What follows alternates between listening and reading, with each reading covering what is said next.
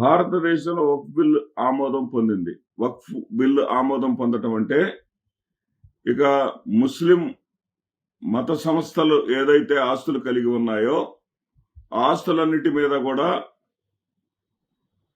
కేంద్ర ప్రభుత్వానికి హక్కు కలిగిందన్నమాట. గతంలో ఏముండేదంటే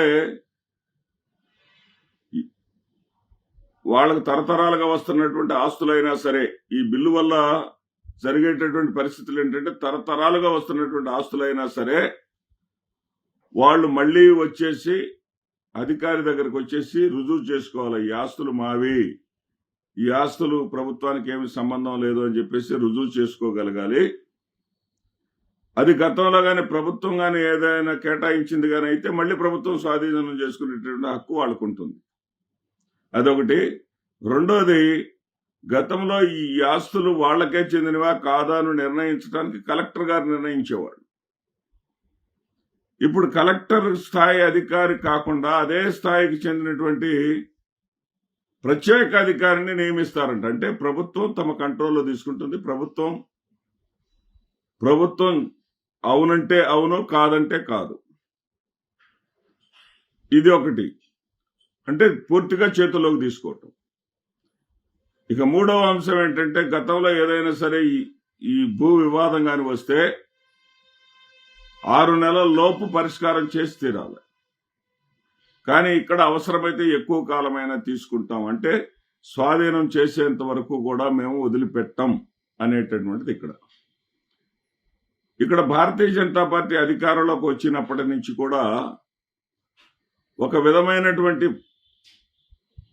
మత రాజ్యాన్ని నడుపుతా ఉంది. ముస్లింలకు వ్యతిరేకంగా అత్యధికంగా ఉన్నటువంటి హిందూ సమాజాన్ని రెచ్చగొడుతూ పబ్బం గడుపుకుంటా ఉంది. ఇది ఇంతటితో ఆగిద్ది అనుకుంటే చాలా పొరపాటు. ఎందుకంటే కూటమితో చేతులు కట్టిన తర్వాత ఆంధ్రప్రదేశ్ రాష్ట్రంలో చంద్రబాబు నాయుడు గారికి ఏ విధమైనటువంటి సహాయ సహకారాలు భారతీయ జనతా పార్టీ అందిస్తుంది మనం చూస్తా ఉన్నాం.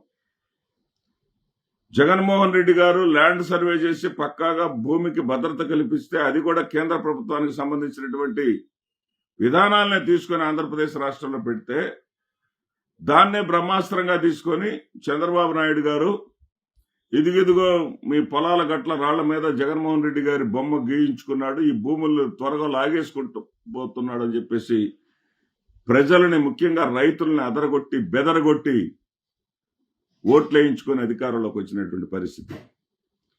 ఈ రోజున లౌకిక రాజ్యం అనేటటువంటి రాజ్యాంగపరమైనటువంటి భావానికి తూట్లు పొడుస్తూ మతాలలోకి కూడా చొచ్చుకుపోతా ఉంది ప్రభుత్వం. మతాల పేరుతోటి వాళ్ళ దగ్గర ఆస్తులు మిగిలిపోయి ఉన్నాయనేటటువంటి పేరుతోటి ఆస్తులు లాక్కోవడానికే ఈ బిల్లును తీసుకొచ్చింది. అంటే జగన్మోహన్ రెడ్డి గారు భూములను రైతులకు భద్రత కల్పించడం కోసం చేస్తేనేమో ఆయన మీద దుర్మార్గమైన ప్రచారం చేసే భూములు లాక్కుంది, అది అధికారాన్ని లాక్కుంది. ఈ రోజున మేము దాన్ని రద్దు చేస్తామంటూ పరోక్షంగా ఇలాంటి పనులు చేసి మతాలలో కూడా చొరబడి, ఎందుకంటే తెలుగుదేశం పార్టీని ఇక్కడ ఎందుకు విమర్శించాల్సి వస్తుందంటే ఇటు లోక్సభలోనూ రాజ్యసభలోనూ కూడా వక్ఫ్ బిల్లుకు మద్దతు ఇచ్చింది. వైఎస్ఆర్సీపీ మీద ఏడ్చొస్తుంది. పైగా వైఎస్ఆర్సీపీ వాళ్ళు ఏదో రాజ్యసభలో మద్దతు ఇచ్చారు, లోక్సభలో ఇవ్వలేదు, లేదా లోక్సభలో మద్దతు ఇచ్చారు, రాజ్యసభలో ఇవ్వలేదు, ఇట్లా సన్నాయి నొక్కులు నొక్కుతా ఉంది. వాళ్ళు బయటకు వచ్చేసి వైవి సుబ్బారెడ్డి గారు పార్లమెంటరీ పార్టీ అధినేత ఆయన ఇచ్చినటువంటి లేఖను బయట పెట్టినా గానీ మీడియాలో తనకున్నటువంటి ఆధిపత్యం ద్వారా ఈ ముస్లింల ఓట్లను పొందటం కోసం మేమే కాదు వాళ్ళు కూడా తప్పు చేశారన్నట్టుగా తప్పుడు ప్రచారానికి దిగింది. అది వేరే సంగతి. కానీ ఇక్కడ భారతీయ జనతా పార్టీ చేస్తున్నటువంటి విధానాలు కానీ మనం చూస్తే ఇది ఇంతటితో ఆగిద్ది అనుకుంటే చాలా పొరపాటు. ఎందుకంటే ఆ వక్ఫ్ బిల్లు ఆమోదం పొందినటువంటి దాంట్లో ఒక ఆంగ్ల పత్రికలో నేను చదివాను. ఆంధ్రపత్రికలో ఏం రాసిందంటే 7,000 కోట్ల ఎకరాలు క్రైస్తవ మిషనరీస్ కి బ్రిటిష్ ప్రభుత్వం కేటాయించింది అని చెప్పడం జరిగింది. అంటే నెక్స్ట్ కన్ను వాళ్ళ మీద పడిద్ది అనమాట.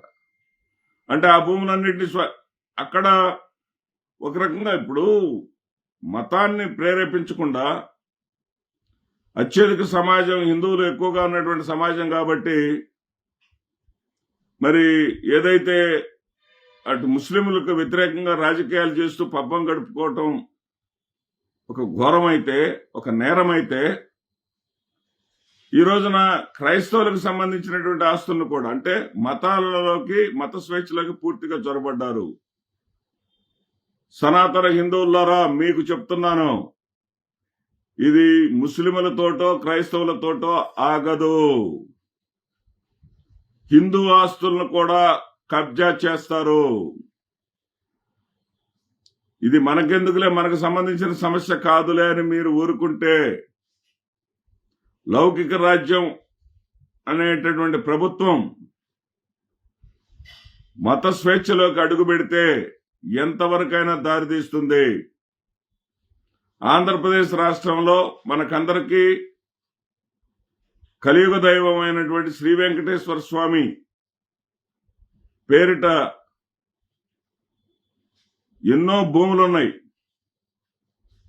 ఎన్నో ఆస్తులున్నాయి.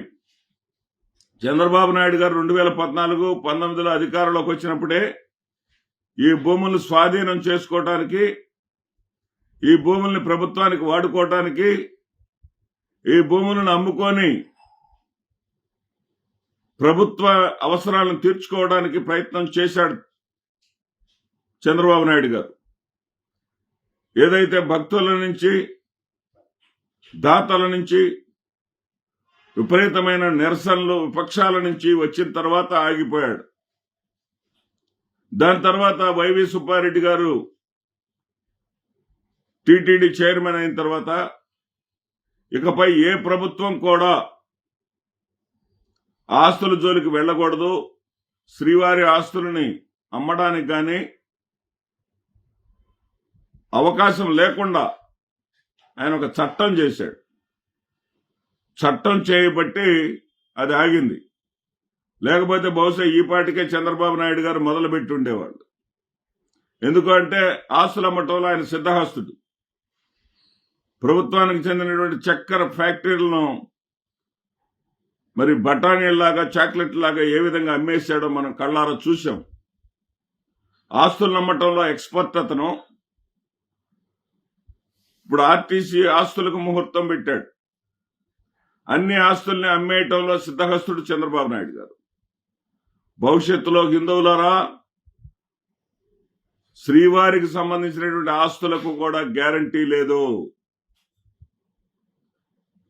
హిందూ దేవాలయాలకు ఉన్నటువంటి అనేక రకాలైనటువంటి గతంలో సంస్థానాధీశులు కానివ్వండి, రాజుల కాలంలో ఇచ్చినటువంటి భూములు కానివ్వండి, ఇప్పటికే చాలా వరకు దేవాదాయ భూములన్నీ కూడా అన్యాక్రాంతమైనాయి. ఏదో నామమాత్రపు అద్దె తీసుకుంటూ, నామమాత్రపు కౌలు చెల్లిస్తూ, ఆ దేవాలయాల్లో ధూపదీప నైవేద్యాలకు కూడా కనీసం అవసరాలు కూడా తీర్చకుండా ఉండే విధంగా భూములు ఇతరుల స్వాధీనంలో ఉన్నమాట వాస్తవం. ఇలాంటి వాటి అన్నిటి మీద కూడా చర్యలు తీసుకోవాలని రేపు మళ్ళీ హిందూ సమాజంలో ఉండేటటువంటి భూముల మీద కూడా వచ్చి తీరుతుంది ఈ ప్రభుత్వం. ఈ ప్రభుత్వం మత స్వేచ్ఛలోకి జొరబడింది. మతపరమైనటువంటి ప్రజల్లో ఉన్నటువంటి బలహీనతలను అడ్డుపెట్టుకొని